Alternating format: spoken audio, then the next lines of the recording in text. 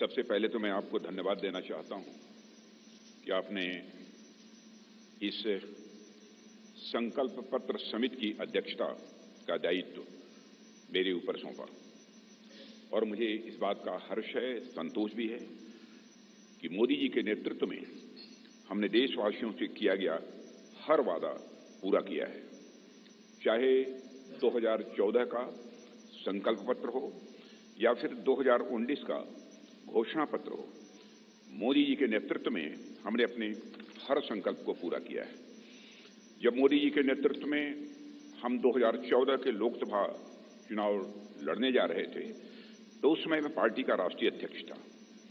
Doctor Murli Manohar Joshi ji manifesto committee के chairman थे। मोदी जी के आग्रह को ध्यान में रखते हुए पार्टी का जो संकल्प पत्र तैयार किया गया था उसमें इस बात का विशेष ध्यान रखा गया था कि जो भी संकल्प हम देश के सामने रखें उसे हम निश्चित रूप से पूरा करें। मित्रों, भाजपा अपने संकल्प पत्रों के माध्यम से जहां स्वाभिमानी और सशक्त भारत के निर्माण का रोड मैप प्रस्तुत करती है, वहीं समाज के हर वर्ग के विकास और कल्याण के प्रति अपनी प्रतिबद्धता को भी देश के सामने रखती है। 5 साल पहले 2019 में संकल्पित भारत, सशक्त भारत के उद्घोष के साथ जो घोषणा पत्र हम लेकर आए थे उसमें हमने आजादी के 75 वर्ष पूरे होने पर भारत की एक संकल्पना रखने के साथ साथ 2047 के भारत की भी रूपरेखा देश के सामने रखी थी। उसी भावना के अनुरूप ही हमने 5 साल के संकल्प लिए थे और मुझे ये कहते हुए साथियों प्रसन्नता है कि साल 2019 में भारत के विकास एवं जन कल्याण के लिए जो भी संकल्प हमने लिए, आज 2024 तक उन सब को पूरा करने में हमने कामयाबी हासिल की है।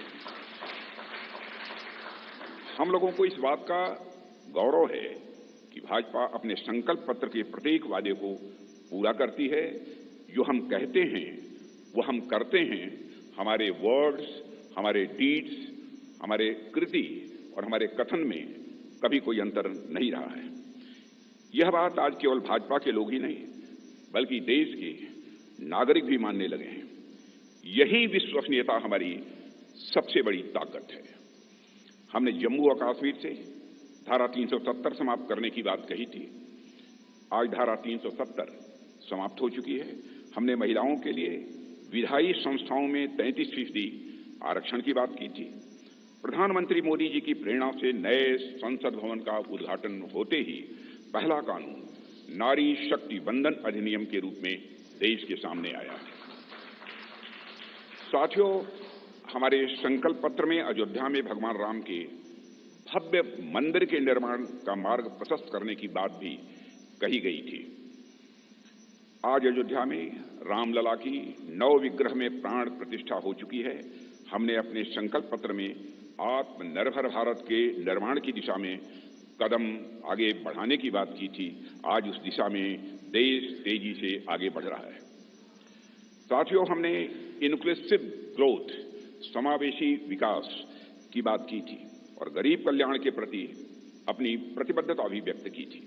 प्रधानमंत्री मोदी जी की गरीब कल्याण के प्रति संवेदनशीलता का इससे बड़ा उदाहरण और क्या हो सकता है कि देश के 80 करोड़ से अधिक जरूरतमंद व्यक्तियों को प्रधानमंत्री गरीब कल्याण अन्न योजना के तहत 2020 से लगातार मुफ्त राशन दिया जा रहा है और मोदी जी ने इस योजना को 2029 तक चलाने का संकल्प भी व्यक्त किया है।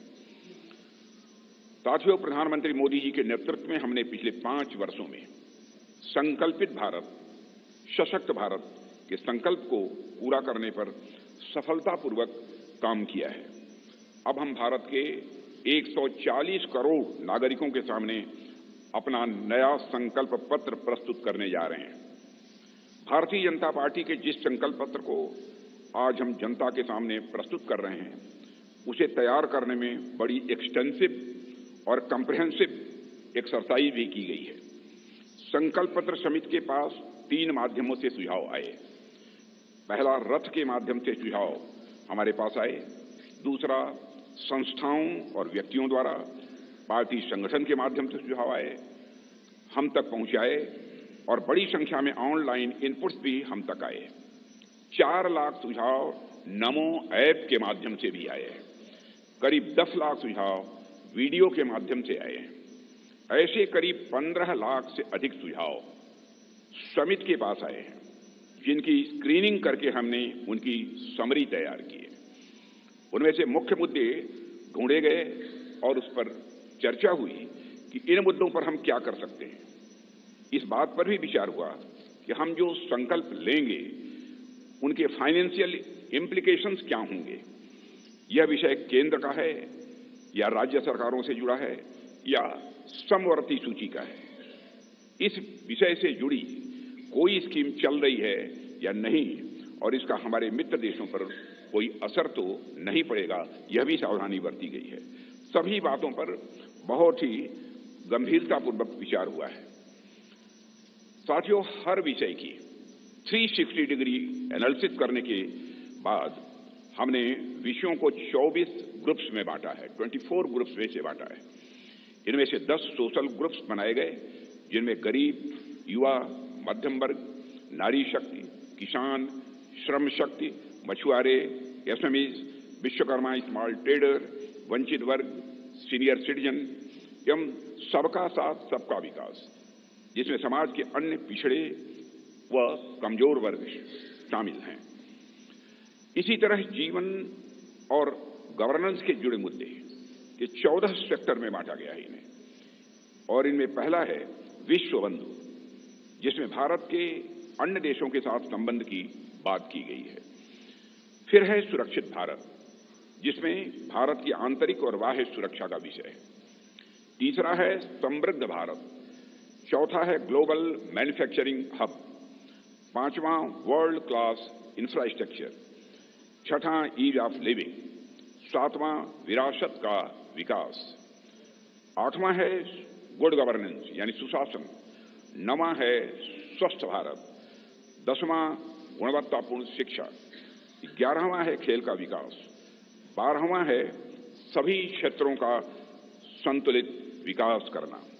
13वां है इनोवेशन एंड टेक्नोलॉजी और 14वां है सस्टेनेबल इंडिया, जहां पर्यावरण से जुड़ी हुई बातें। हमारे संकल्प पत्र का हर संकल्प मोदी की गारंटी से युक्त है।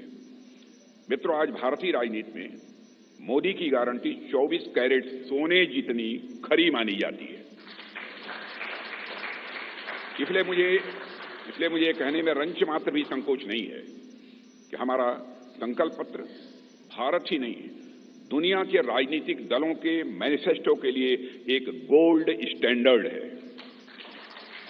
और मुझे पूरा विश्वास है जिन संकल्पों को हम यहां रख रहे हैं वह 2047 तक एक विकसित भारत के निर्माण के प्रधानमंत्री मोदी जी के संकल्प को जहां यह आकार भी देगा, वहीं यह विस्तार भी देगा और उसे साकार करने में भी यह मददगार साबित होगा।